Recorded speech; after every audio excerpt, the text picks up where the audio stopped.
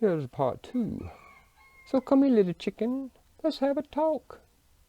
That's what we're supposed to do. We're supposed to discuss this and talk about these things. But what we're not supposed to do is take our brothers and basically take your little dagger, Zakari, use a little Zakari where you go out and go, We know about that stuff because you learn the history. You know exactly what I'm talking about. When I walked into that place and this man told me, sit down and when I finally told my beloved, she said, if you'd have let me know what had happened, we'd have walked out of there. I said, no, we wouldn't. We were supposed to be there. We were just, I want to tell the story because it's too much to it. I'm trying to get to a point. The point is, we have been given a gift. We've been given an extreme gift. And we've been given all of what the prophets have, all of the writings. We have everything that we can read and study. And yet we fight and fight and fight about the things we think we know, the things that we think we are right about. And you people that come in, that your heart burns with this zeal, be careful about your zeal. About 10 years ago, I had a young man come in. Brother, he has got to be a Benjamite because he was a hammer. He's got the fire. But he's hammering people out of zeal. And I took him to the side and said, brother, I love you. I love everything about you. But you got to put something over that hammer. He's like one of the Maccabees. He's coming in like Judah Maccabee. He was the hammer. He was hammering. But you know what? I saw him over time because I came to him in love and talked to him. I sort of wish I could have been that young man at that age with the maturity that he had, because he realized he has something, I won't say special, but it's more than average. It's more than average. But like all of us, we have to be humbled and we have to be tempered. And that's from a birth, grave to the death. Kind of, I guess that would be when you pop out and you get stuck back in. I guess that's what it'd be. So, we have all this new knowledge and all this zeal. And what do we do with it? We want to go prove the world and save the world and tell everyone. I won't even go into that because, I passed that 30 years ago. Because I was that way. I was going to save my family. I was going to save it. Because I had this knowledge and this love and this desire. And it took a lot of maturity to understand not everybody's called to it. Yahweh knows what he needs to deal with, and some people just need to be left alone so they can be a human being and do what they're supposed to do. Folks like us, we got our issues. And our issues is our life is not our own. The little topic I'm talking about is, you know what it is. You know what's coming. It's the calendar stuff. It's the calendar stuff. About 10 years ago, 12 years ago, people really interested. They learned the calendar, and then they learn there's more than one calendar, and then they learn this, and they learn that, and they learn the other. And I saw folks, if looks could kill, we'd have a lot of dead Messianic type people laying around. If the tongue could lash you like a sword, like a dagger, then we'd have even more blood and dead Messianics laying around. And I get sick of it. I get tired of it. I used to be asked to speak, and I would speak, and I tried to do it with messages that were necessary, because that's what would be imprinted on me to bring, even though they weren't always, a lot of stuff I said was not popular. Well, this particular time, it had been rough. I was dealing with this first surgery and all that, and things got postponed because of ice, and it throws you off your time. Well, by the time I finally got there, I spoke to a lot of people, and the message I had was, if you folks don't stop your bickering and stop your fighting and your infighting, did you not learn anything at the sea? Did you not learn anything about your bickering and infighting? Well, I became very unpopular very fast. Because I said, you keep this up, and all this is going to break apart and fall away. Well, guess what? It wasn't 6 months before I don't know of a group that wasn't touched by a split of some kind. And it's just continued. And it got worse. Because people get it in their head that they have the mind of Yah. Because now they're a Melchizedek.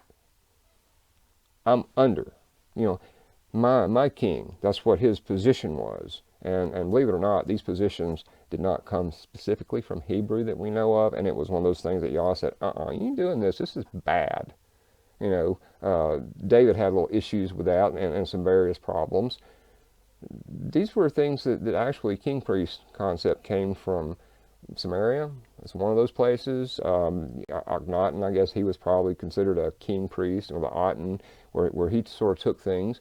So the king-priest idea is scary and dangerous. I don't declare to be one. I declare that under who my headship is, maybe I'm in training. That's where my heart is, not to be of any stature, and just to serve the king properly. Serve the king properly. Now I know that sounds strange to you because you have seen me use some foul language amongst other things. Well, I'm telling you, all that is a reaction to what I've seen in this movement. I'm not the first one to say at some point it becomes a bowel movement. It's sad. You remember about the high hand coming out of Egypt with a high hand? Oh yeah, we got it, we know it all. Oh, we know the all. And then you get out there, and what happens? It gets hot, and you get thirsty because you haven't tasted the water. You just heard about the water. You haven't tasted that water. You have to go through thirst. You have to go through hunger. You have to go through pain before you taste the water. I've seen too many people come in that have had that wonderful experience and then walk right out a year or so or 6 months after their marriage broke apart and everybody went crazy. Because this is a way of life. And that way of life has to do with tempering your temper and your tongue. Right here, this one. The only reason I'm talking to you about this is because I did it. I'm a poster boy for that kind of stuff. So I've been humbled and tempered. And it's my job to come and say, I done did my apology. I've studied the calendar issue for better than 10 years. I quit hanging around my brethren and discussing these things 7 of them ago because it was so stressful. So damn stressful to deal with this stuff. So what I did is I understood I have to work my salvation out, me and my beloved, with fear and trembling. It's our relationship. It is not the next person in the pew or in the shul or wherever you're at. It is between you and Yahusha and the Father.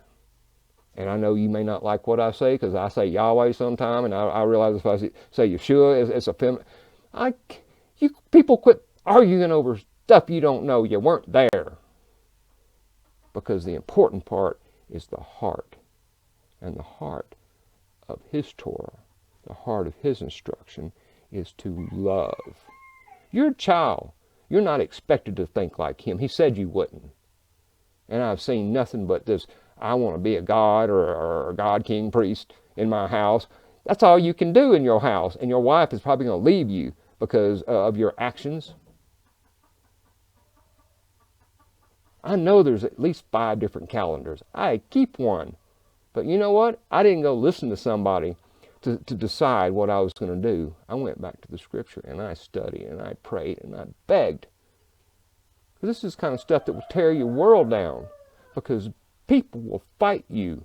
If I got a star on mine and he don't have a star on his, or I got sun, moon, and the stars. To me, I call it Lucky Charms calculating. So I hope I irritate the crap out of you and just make you mad. Because I want you to come away from this, when you attack your brother, you attack your sister or a family over what they keep and what they understand. No other man can tell you what you understand in your heart. What I understand in my heart may be different from you. Go do it to the best of your ability and let me do mine to mine. This is not communal salvation. Never was. You know, I'm looking to be useful in how I'm useful. And if I do something, it's because I've studied it out. Right now we have a lot of new people coming in.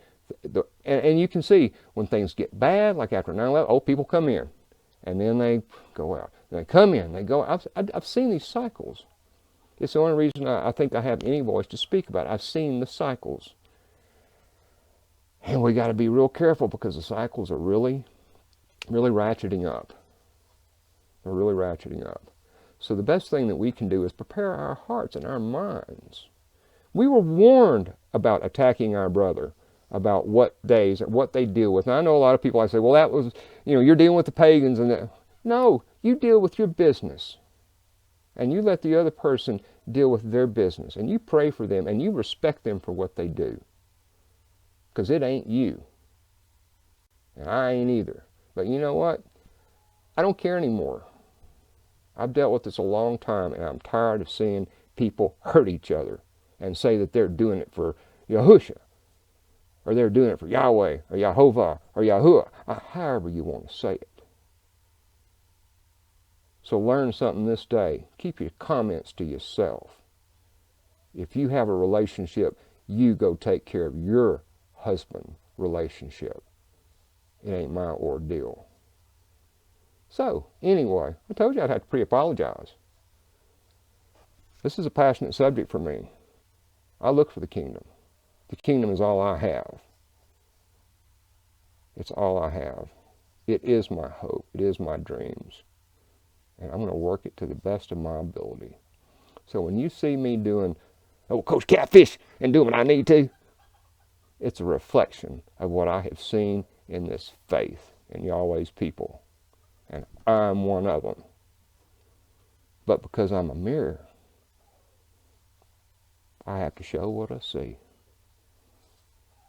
So we're coming up for a new season. And a lot of you folks are looking for the second Exodus. We're looking for the greater Exodus. Well, I'm looking for the two Malachim that will show up at my door and say, come with us. It's time. But that's my deal. And my calendar is earth-based. The position of the earth. Remember, I'm sort of, like educated in some of that stuff.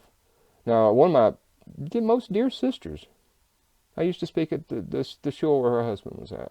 He was our pastor there. She come up to me one day and said, I love you, but because you're educated, you just can't see the truth.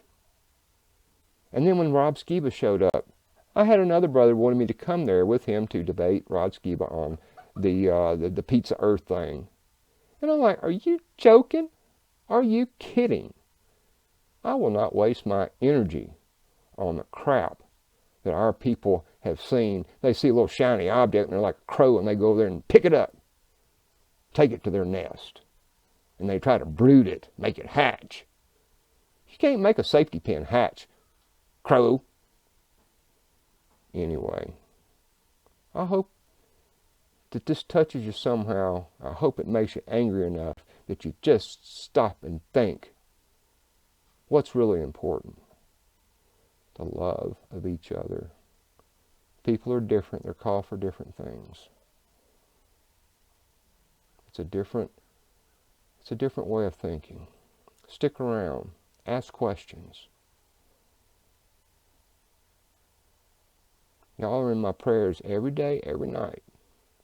I don't sleep much because what's wrong with me. So I have ample time to pray for you and for peace amongst my brethren. Hallelujah.